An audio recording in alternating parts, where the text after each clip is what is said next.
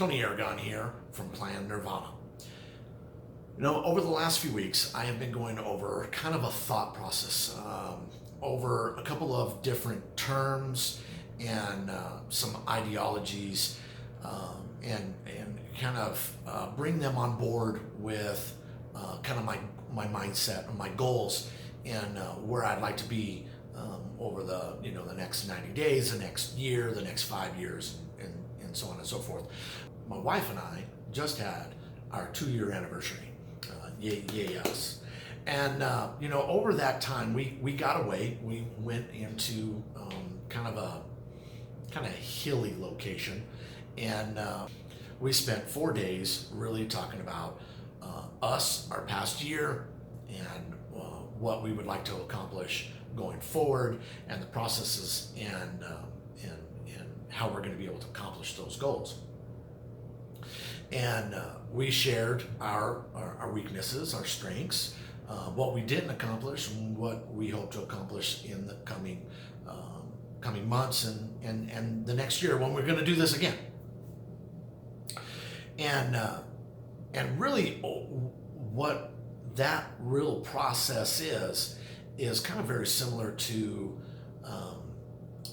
a Japanese term called Kaizen, and really breaking down Kaizen is basically just continuous improvement.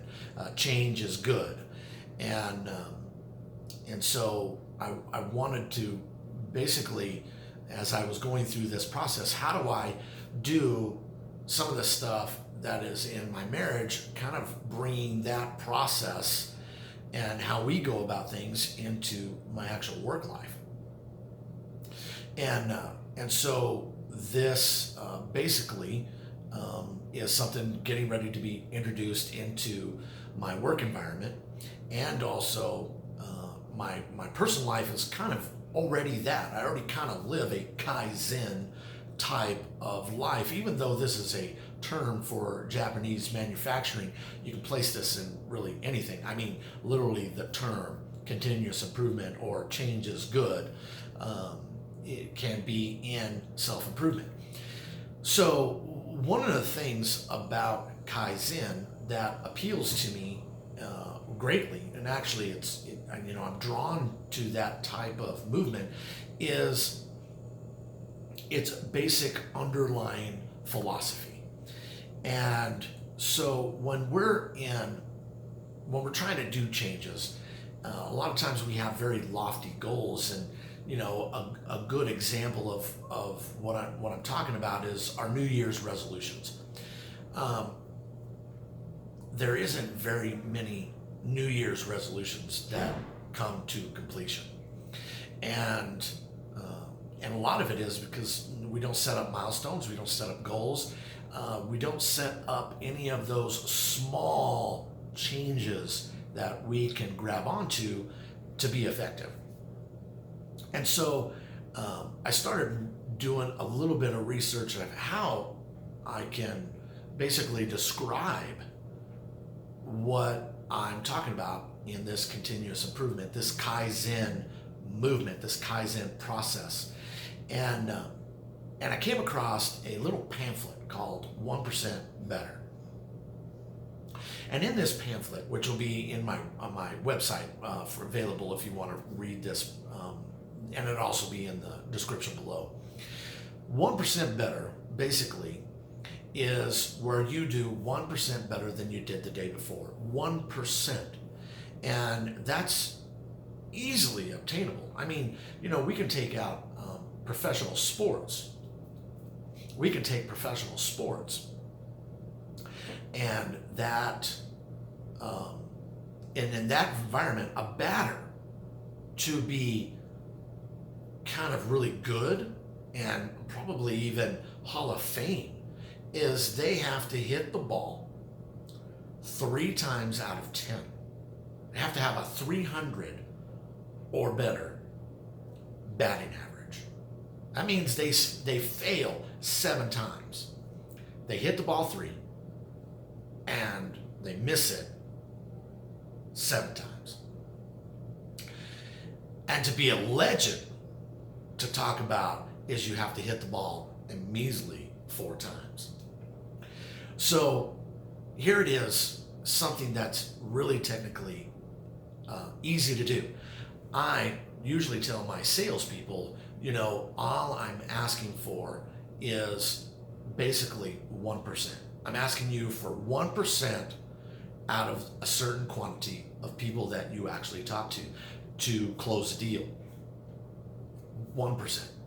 It's easy to do. But if you look at your goal, what you want to accomplish in kind of the big terms, the macro, if you will, I'll take Gary V's macro and micro kind of terminology, but it really is real. So when you talk about your goal, it's massive, it's huge. I want to lose 80 pounds. I want to make $100,000 in this year. I mean, you put all that, and then you don't do the milestones. You don't set up yourself for success over the course of what you want to accomplish.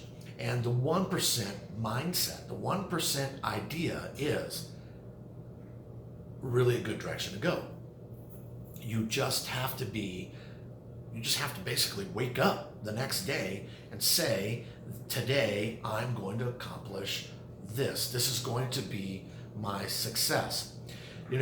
I did a post on LinkedIn, and I'll put it in the description box, where I talk about these gentlemen that put together Chicken Soup for the Soul, and how they wanted to be successful and getting it on the New York bestseller list. And they basically created what they called the Rule of 5. And the Rule of 5 was they were going to do 5 easy tasks, actionable tasks every day to get on the bestseller. And for them, it meant, 5 interviews, sending 5 copies to editors, giving away 5 copies, a number of different other things that they did. They have sold over, the series has sold over 5 million copies.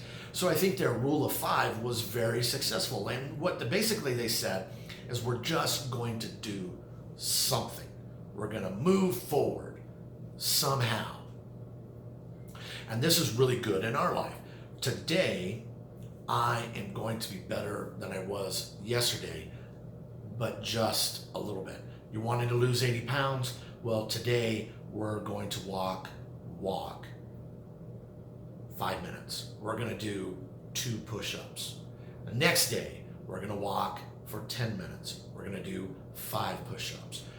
See how it's incremental. The change is incremental, and okay, so I can do 1 pull-up, I can do 1 sit-up, I can walk for 1 mile, I can make 1 call, I can do these small things 1% better than I did yesterday. It's going to equal into big results, big things, and to be able to make the changes that you want in your life. What are those changes, and how do you want to see them? And I'm going to share with you what my processes are.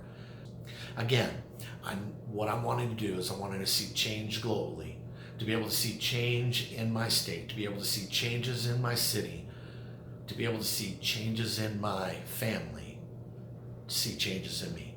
Again, my name is Tony Aragon from Plan Nirvana. Have a good day.